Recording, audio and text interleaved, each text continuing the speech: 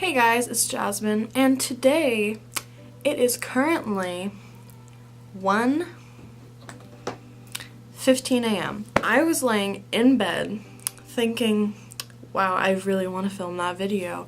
And I was like, I could just do it tomorrow, and then I was like, I really want to do it right now. Yeah, I really did not want to wait. So here I am filming this video. Also, sorry if my hair's a mess. It's not brushed at all. Okay, so for today's video, I'm going to be talking about my personal ear stretching experience and also maybe giving some tips from what I learned myself. Like, these are not professional tips, so how you take them is, I don't know what I'm trying to say. All I'm trying to say is if you do want to stretch your ears, just do some research before, but I'm pretty sure what I'm saying is facts. For the most part, I hope. I'm gonna be fixing my hair so much.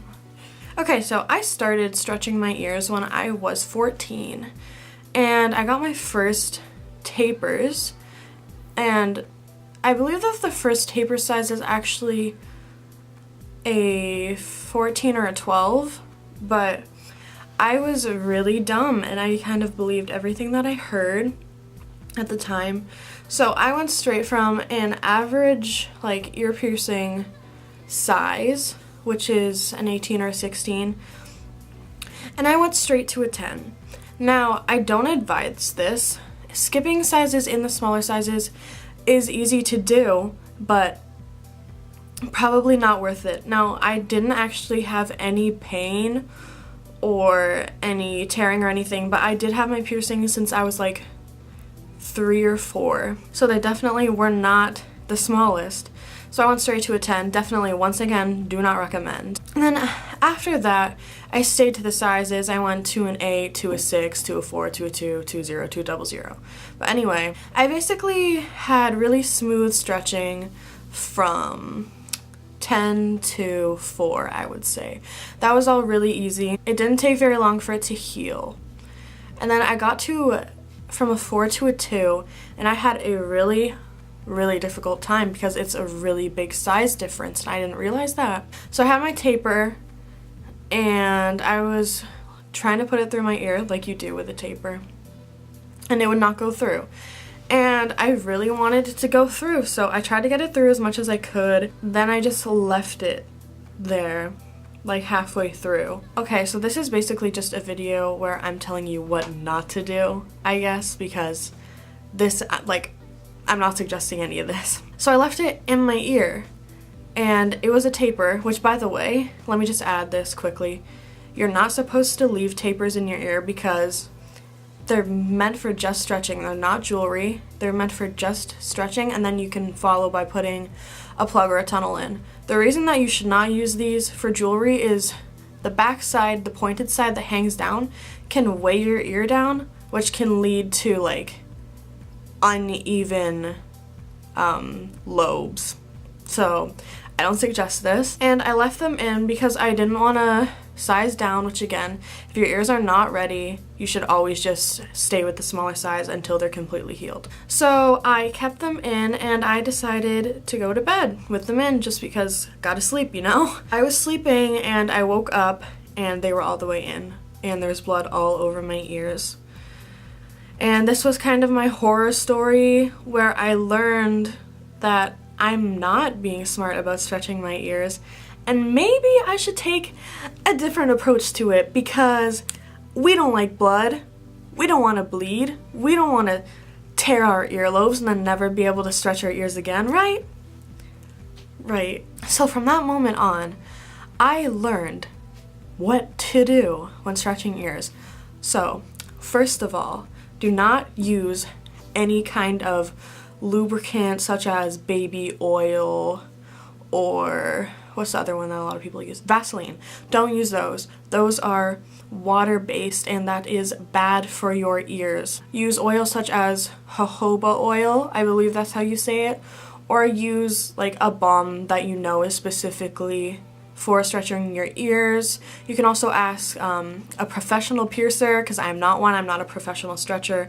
Like I said, this is just my experience. Lubrication can make the stretching process a lot easier, but make sure you use the right kind of lubrication or else you can damage your ears and cause a blowout or an infection. So the next tip would be not to use tapers as jewelry, which I already mentioned, but I still see a lot of people doing it, but I can't stress it enough. If you want a healthy, even piercing, stick with the plugs and tunnels, which are much comfier. Even if you think that they look weird in the smaller sizes, because I know that's like the deal with a lot of people, just you have to deal with it until you get to the bigger sizes, or else you're gonna have to deal with the bad piercing, which will not be worth it in the end. So I'm currently 17, and I actually took my plugs out when I was 16 because I had these metal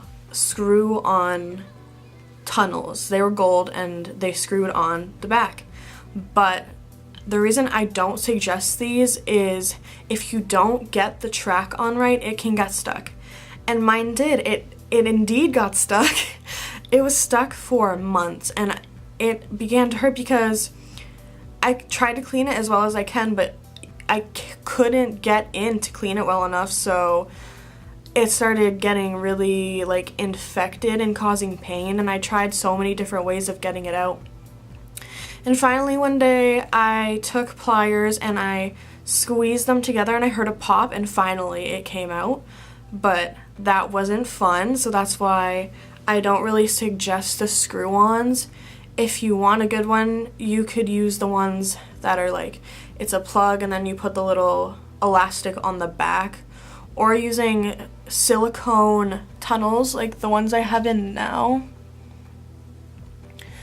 They're purple from dyeing my hair. They used to be like see-through. These are really comfy. I never feel them in, whereas with metal ones or even like the hard plastic ones, those can weigh down your ears, which can help if you're trying to size up. Like heavier ones can help definitely if you're trying to size up. But these ones are definitely the most comfortable. Along with wood ones, I find those are comfortable too.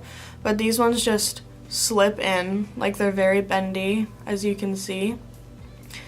Doesn't matter. And they're very easy to take in and out. You don't have to worry about these getting stuck because they do bend. For cleaning the piercing, what I like to do is take them out while I'm in the shower, because if you get the water from the shower and all the moisture trapped in there, it can cause a lot of the grossness in your ear, and all the liquid gets trapped in there too, which isn't good for your ear, and it can try and like heal it, and then it gets all gunky in there. So I'll take them out in the shower is what I suggest, and also cleaning them with the saline, just like salt water and hot water, is really good for cleaning it and also healing. Another thing I want to mention is bio oil. Bio oil is really good for scarring on the ears or just the healing process when you're gonna size up, but not while you're sizing up. Don't use this while you're sizing up because it's not the right type of oil. But if you're just trying to heal it, putting it on your ear can help immensely. Just don't put it on open cuts or don't stretch with it. But to actually heal the piercing, it can be really helpful. So the average wait time you want to wait between when you should stretch or not, I would say minimum a month, even more. In the smaller sizes, I wasn't waiting a month.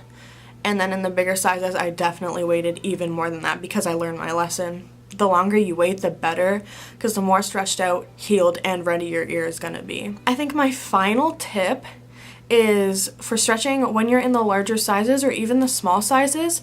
If you want to make it easier or slowly stretch up or decrease the amount of pain you're gonna have when you put the taper in your ear, a good method to use is to take like a hard plug or a tunnel, and each day or every couple days do like one wrap around it of medical tape.